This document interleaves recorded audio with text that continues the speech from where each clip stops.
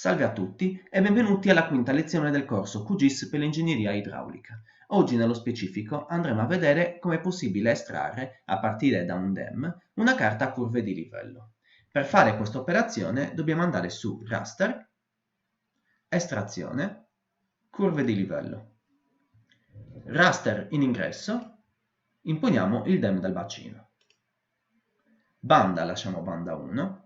Come intervallo tra curve di livello lasciamo 10, nome attributo lasciamo quello di default, lasciamo 0 e clicchiamo su produci un vettore 3D. Dopodiché vi ricordo che per salvare dovete andare su Save to File e selezionare la cartella in cui volete salvare e il nome del file. Io non lo farò e vado direttamente su Esegui.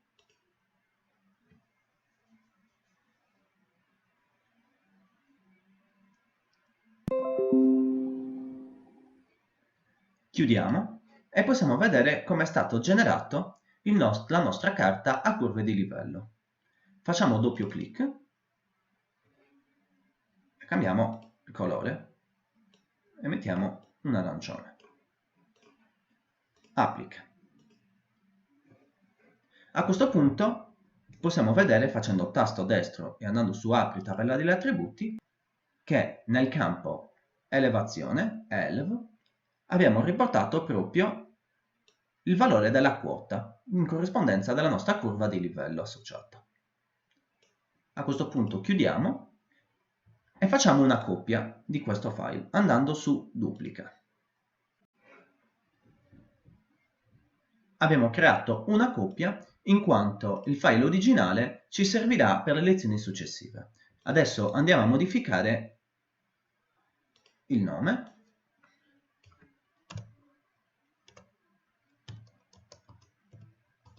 Modificato. Perfetto. È possibile sempre salvare andando su Esporta, Salva come, scegliere il nome del file e la cartella in cui si vuole salvare e andare su Salva. Ok.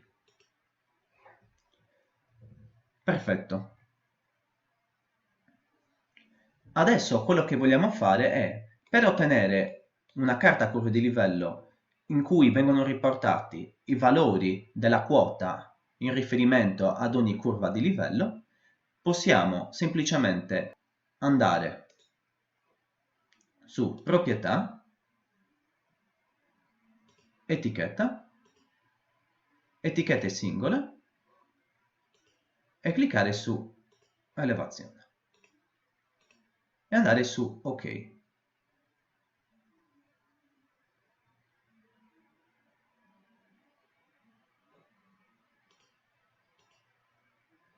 A questo punto possiamo vedere come la nostra carta a curve di livello sia caratterizzata per ogni curva di livello da una quota associata. Poiché la carta diventerebbe troppo sporca, in questo caso a causa del fatto che le curve di livello sono molto fitte tra loro, possiamo effettuare un'operazione differente. Andiamo a disporre la quota ad intervalli regolari di 100, quindi alla quota di 100, 200, 300 e così via. Per fare questa operazione andiamo su tasto destro, apri tabella degli attributi, abilitiamo la modifica, calcolatori di campi, condizioni, doppio clic, andiamo a capo e scriviamo aperta e chiusa parentesi, campi, doppio clic, 100 uguale 0, elevazione. Questo corrisponde a dire che, preso l'elemento della singola cella della matrice, elevazione, se la divisione con 100 dà resto uguale a 0, quindi siamo nei casi in cui il risultato sia uguale a 100, 200, 300 e così via, allora dà in uscita elevazione, che appunto corrisponderà a 100, 200 e 300. A questo punto, come nome del campo diamo equi di 100 e come numero possiamo lasciare anche il numero intero. A questo punto andiamo su OK. Come possiamo vedere, ogni qualvolta abbiamo un numero che finisce con 00, quindi 800, oppure semplicemente 100, possiamo vedere come il campo equi di 100 sia compilato, mentre negli altri casi questo non è vero. A questo punto possiamo chiudere, fare salva,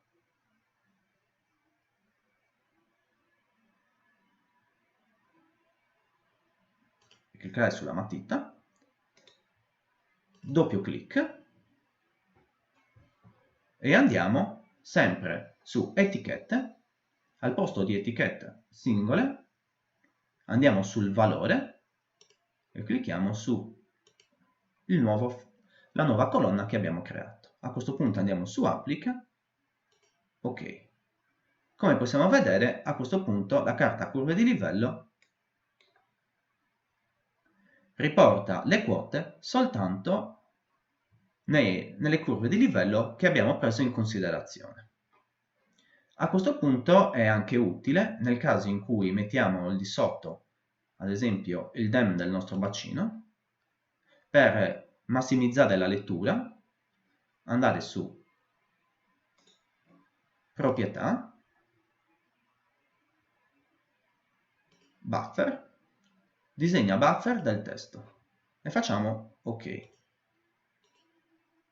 Come possiamo vedere abbiamo migliorato la visibilità del testo all'interno.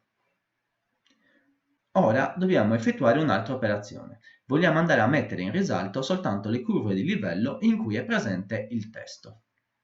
Per fare questo